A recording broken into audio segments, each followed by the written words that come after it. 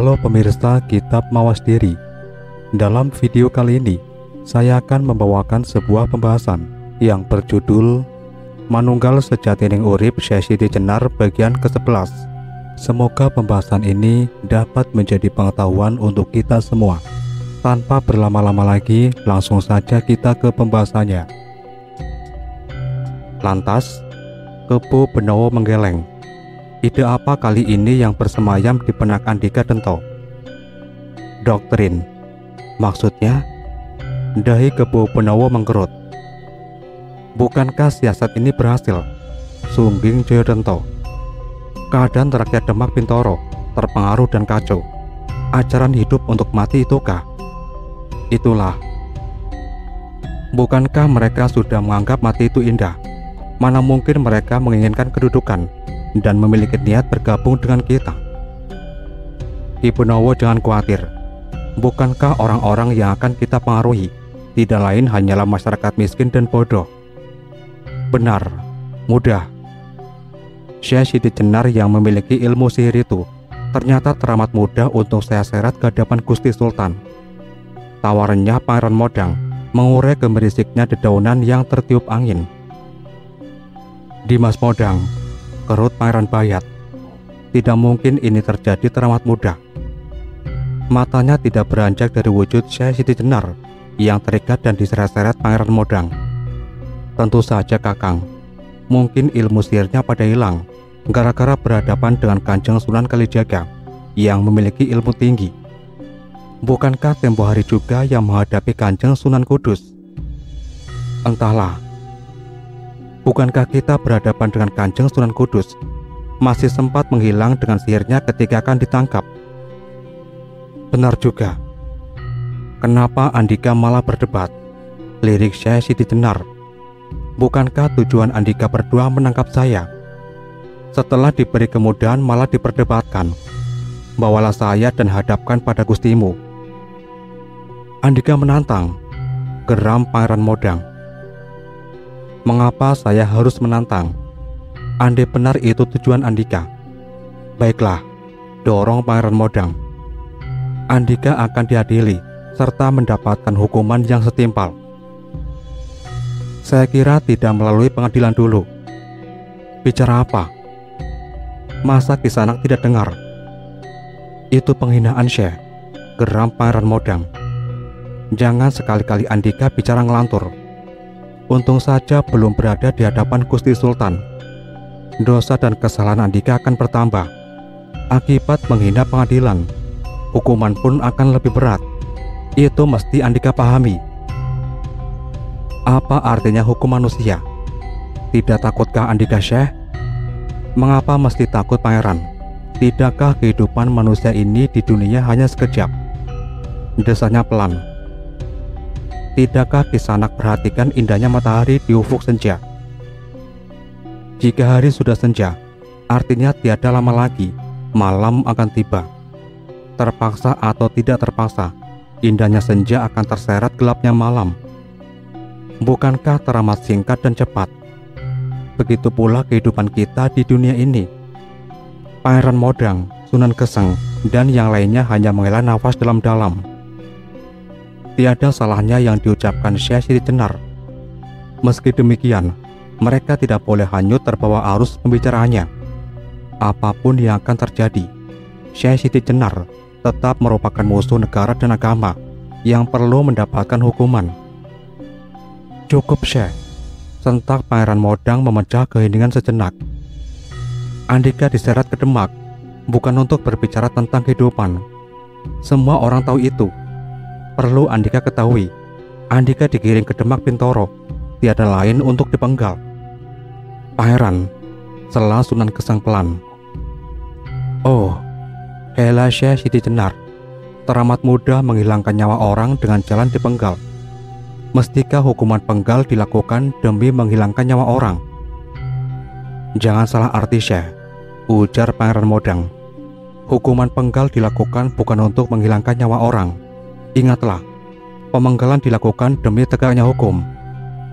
Bukankah pada akhirnya tetap menghilangkan nyawa orang yang Kisanak anggap sebagai musuh negara? Tidak, Mengapa tidak? Bukankah setelah orang dipenggal dan lehernya putus akan mati? Itu sebuah pembunuhan yang tidak memiliki rasa kemanusiaan sama sekali. Apa bedanya Kisanak dengan menghargai binatang ternak yang disembelih? Apa bedanya seorang penjahat seperti Andika dengan hewan sembelihan? Bukankah tidak lebih rendah perbuatan Andika dari binatang sembelihan? Kisanakah yang menentukan terendah dan terhormatnya derajat manusia?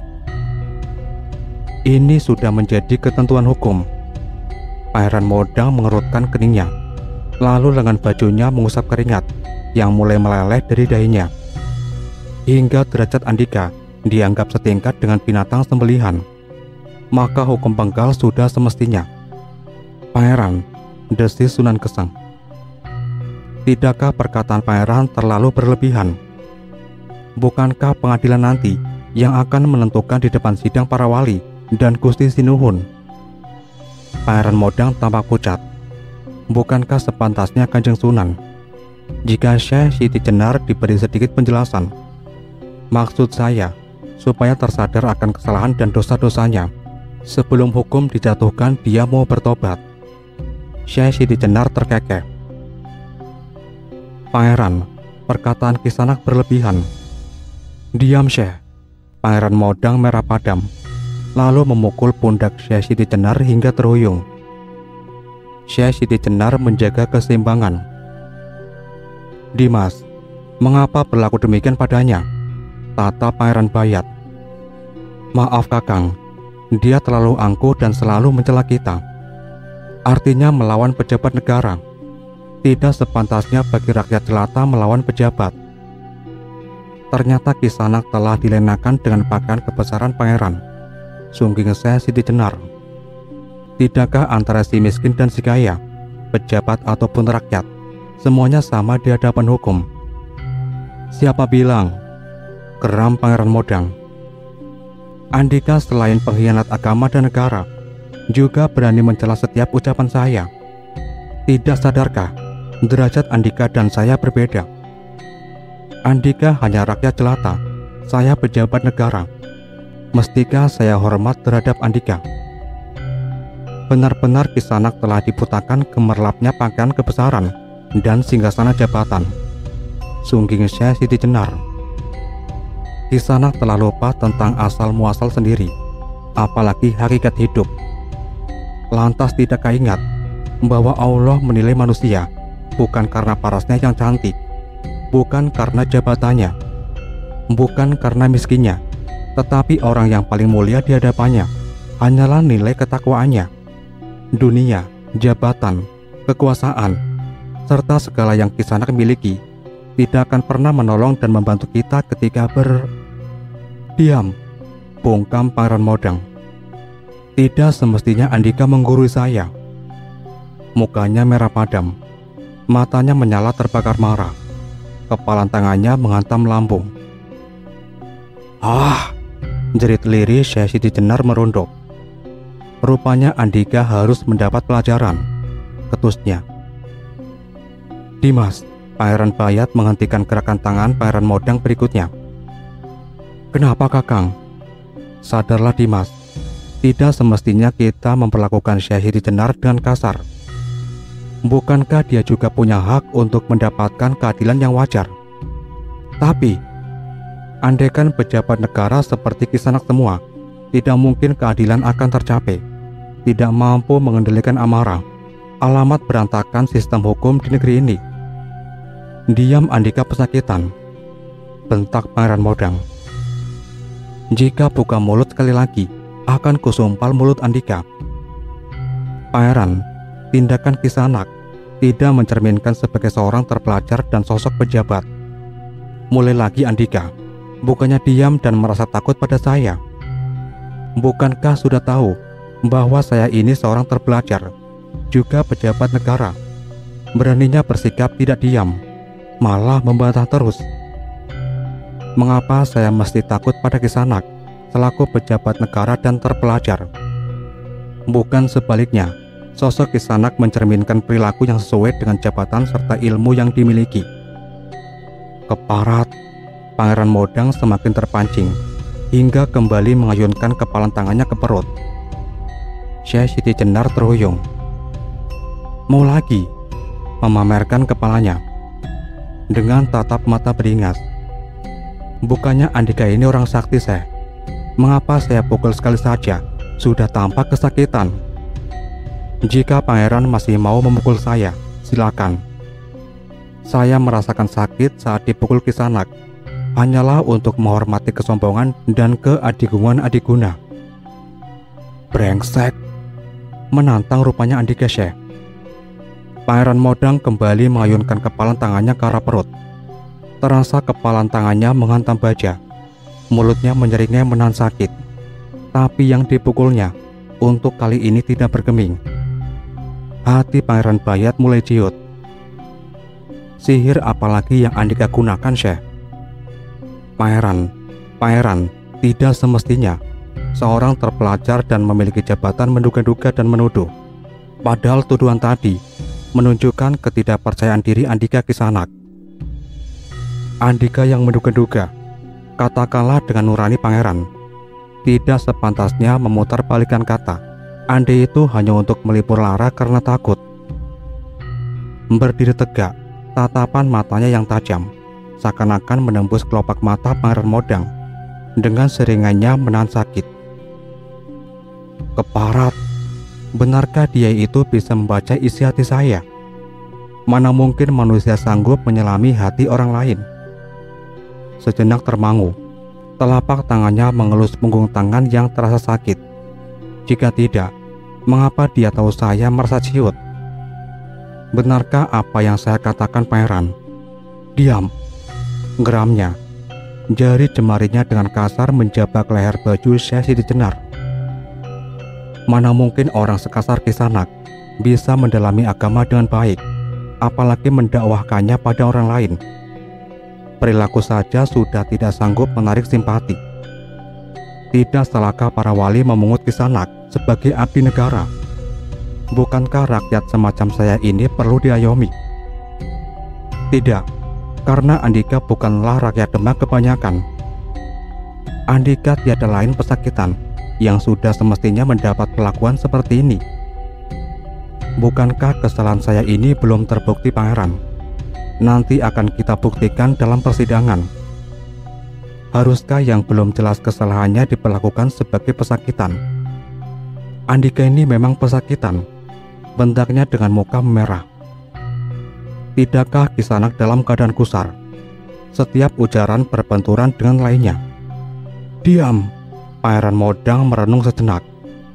Di sisi lain, rasa gengsi sangat kuat untuk memperlakukan Syekh Siti Jenar dengan cara yang kurang hormat. Di pihak lain membenarkan ucapan musuhnya. Sudah, lalu menyeret lagi. Sebaiknya Pangeran istirahat dulu. Diam, lalu membalikkan tubuhnya ke belakang. Ternyata Pangeran Bayat menjauhi dirinya, seakan berlari kembali ke padepokan. Menghampiri para sunan yang tidak mengikuti langkahnya. Ada apa ini? Dahinya dikerutkan. Kenapa Kakang Bayat meninggalkan saya? Juga para sunan tiada satupun mengikuti, padahal tadi di belakang. Jika demikian kita hanya berdua, Pangeran. Terdengar lembut dan menakutkan. Diam, kembali berbalik. Kemana Syekh Siti Jenar? Mengapa ikut lenyap? Lalu Pangeran Modang mengerutkan keningnya. Tangannya masih menggenggam kuat tambang pengikat pesakitannya.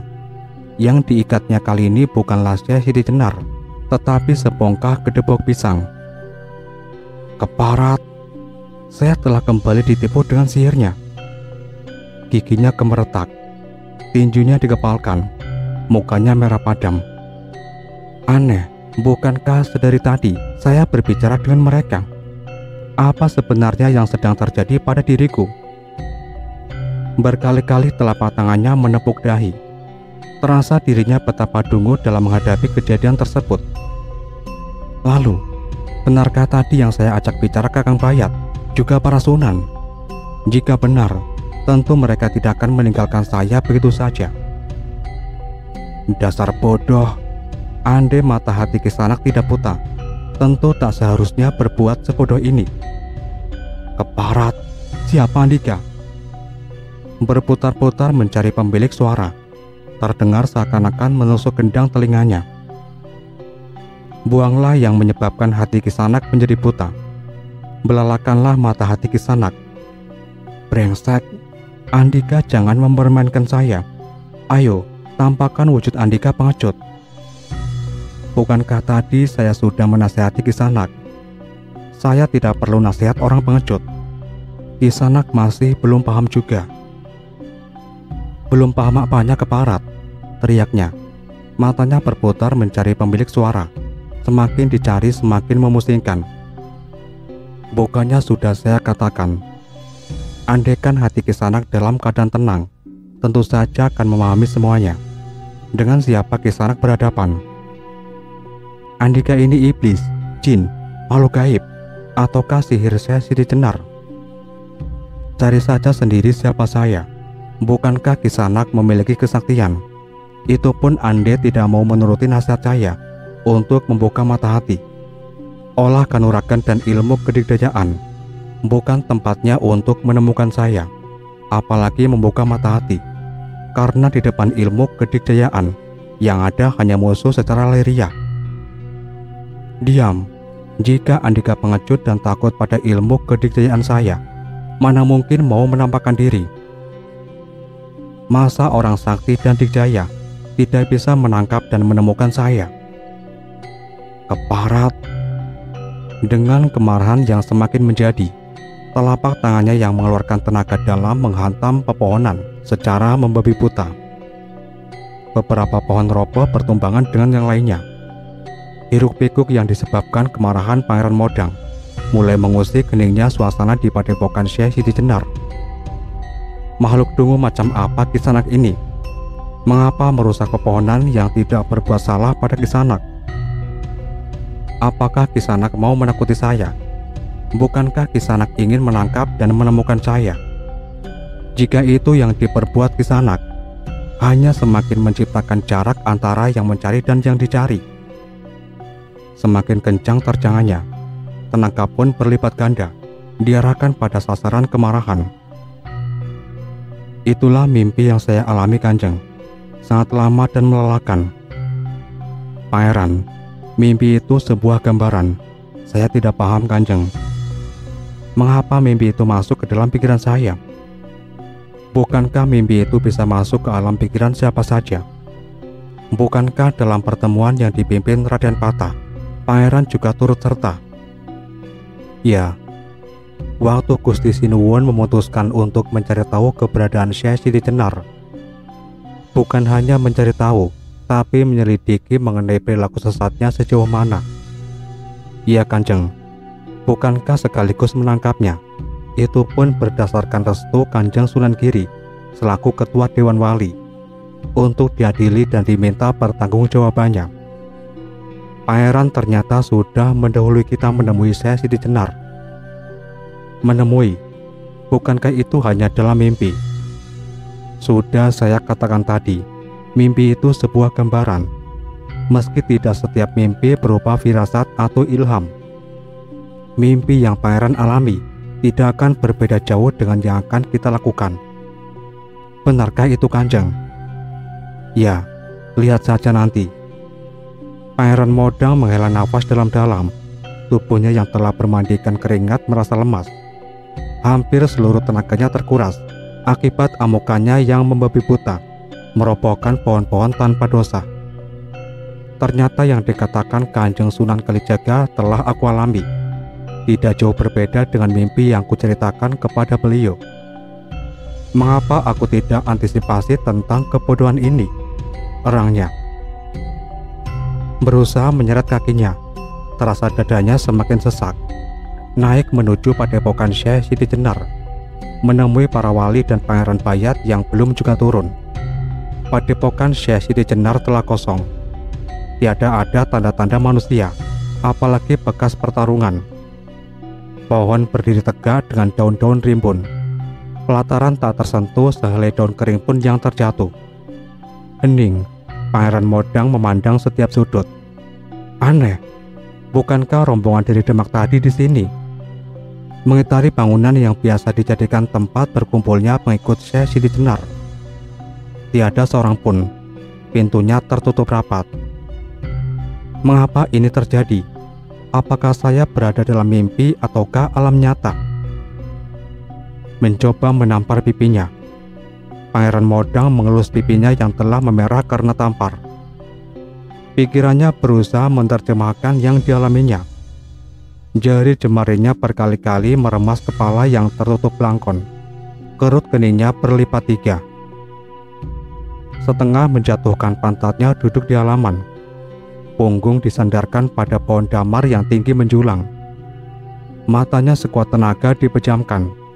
Pandangan mulai lenyap selain gelap yang menyelimuti. Berusaha meredakan amarahnya yang terus bergolak.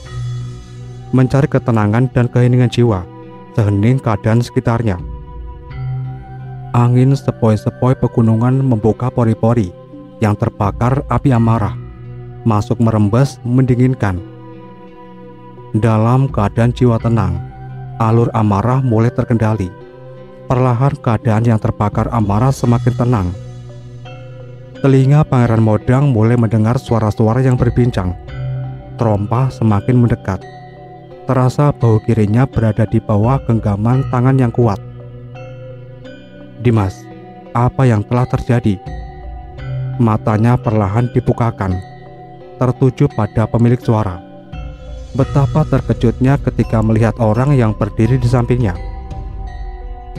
Kang Mas, mengapa tanganmu berlumuran darah? Terperanjat. Mana darah? Mengerutkan kening.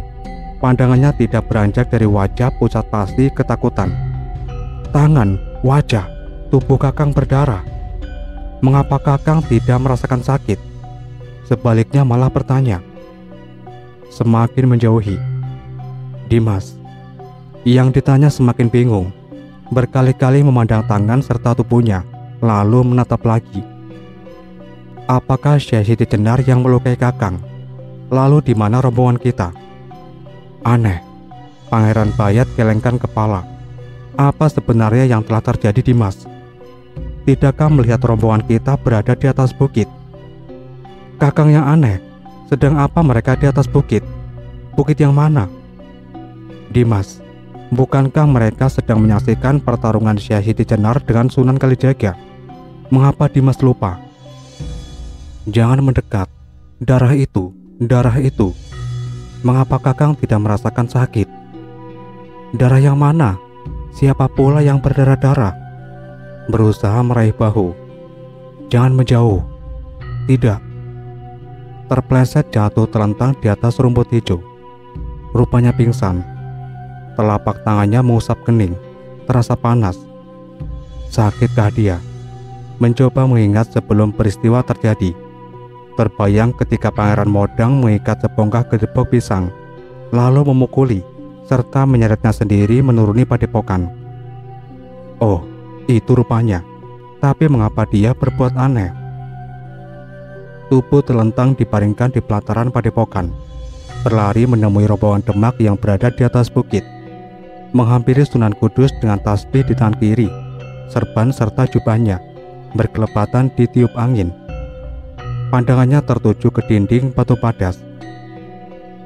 Kanjeng, Pangeran, ketiwasan. Bukankah pertarungan masih berlangsung? Hanya sayang, mata batin saya tidak sanggup menembus batu padas. Maksud saya bukan mereka. Lalu, Dimas Modang, Kanjeng. Kenapa dengan dia? Bukankah dari tadi telah menuruni bukit, mengikat sambil memukuli gedebok pisang? Dia kini pingsan setelah berperilaku aneh. Pangeran Bayat menjelaskan. Celaka, mari kita hampiri. Langkah Sunan Kudus mendahului Pangeran Bayat untuk menuruni bukit. Itulah Kanjeng, dia belum sadarkan diri. Memegang pergelangan tangannya. Aneh Pangeran, berjongkok. Harus segera disadarkan. Ya, tentu. Telapak tangan Sunan Kudus mengusap muka sang pangeran. Bibirnya komat kamit. Pangeran Modang tersentak. Sorot matanya beringas beradu dengan sang wali. Andika Syekh Siti Jenar mau membunuh saya, Kanjeng. Pangeran, saya juga kurang paham. Andika muridnya Syekh Siti Jenar mau mengeroyok saya. Bangkit, mundur beberapa langkah. Tangan kanannya menggenggam kepala keris yang masih tersarung. Kanjeng, tampaknya dia masih belum mengenali kita. Benar, apa yang harus kita lakukan jika tiba-tiba menyerang? Mundur kalian, jika tidak akan saya habisi. Keris terhunus dengan genggaman kuat kedua tangannya, diacungkan di depan muka. Dugaan saya benar, dia menyerang. Mundur beberapa langkah. Haruskah melawannya? Jangan, dia tidak menyadari akan perbuatannya. Tapi, berusaha loncat menghindari sabetan keris. Bagaimana Kanjeng? Temui Kanjeng Sunan Bonang. Tidak perlu beranjak Pangeran. Kanjeng tercengang melihat Sunan Bonang telah berada di belakangnya. Kanjeng Sunan Bonang, menyingkirlah. Tapi dia mengunus keris Kanjeng. Saya tahu. Baiklah, hati-hati Kanjeng. Syekh Siti Jenar dan muridnya ketakutan. Genggamannya semakin kuat. Keris bergetar. Kalian akan kucapik-capik makhluk sesat. Ujung keris menyambar dada Sunan Bonang yang tak beranjak. Pemandangan mengerikan, menyebabkan merindingnya bulu kuduk Pangeran Bayat dan Sunan Kudus. Keduanya tidak kuasa menahan tatap. Apalagi mereka paham keris Pangeran Modang, selain mengandung racun, bukanlah senjata sembarangan. Ketika kembali keduanya membuka pandang, tercengang terkaget-kaget. Pangeran Modang sudah duduk bersimpuh di hadapan Sunan Bonang. Bau kanannya berkali-kali ditepuk. Itulah yang telah terjadi pada diri Pangeran. Mengapa saya harus mengalami kejadian yang sangat menghinakan dan memalukan? Ketahuilah Pangeran, kita tengah berada di padepokan Syekh Siti Jenar. Saya tahu mengapa itu terjadi. Ya, karena kita berada di padepokan ini. Lantas apa kaitannya dengan peristiwa yang saya alami? Sadarilah Pangeran, ilmu batin yang dimiliki lawan kita meliputinya. Jadi saya kena pengaruh sihirnya.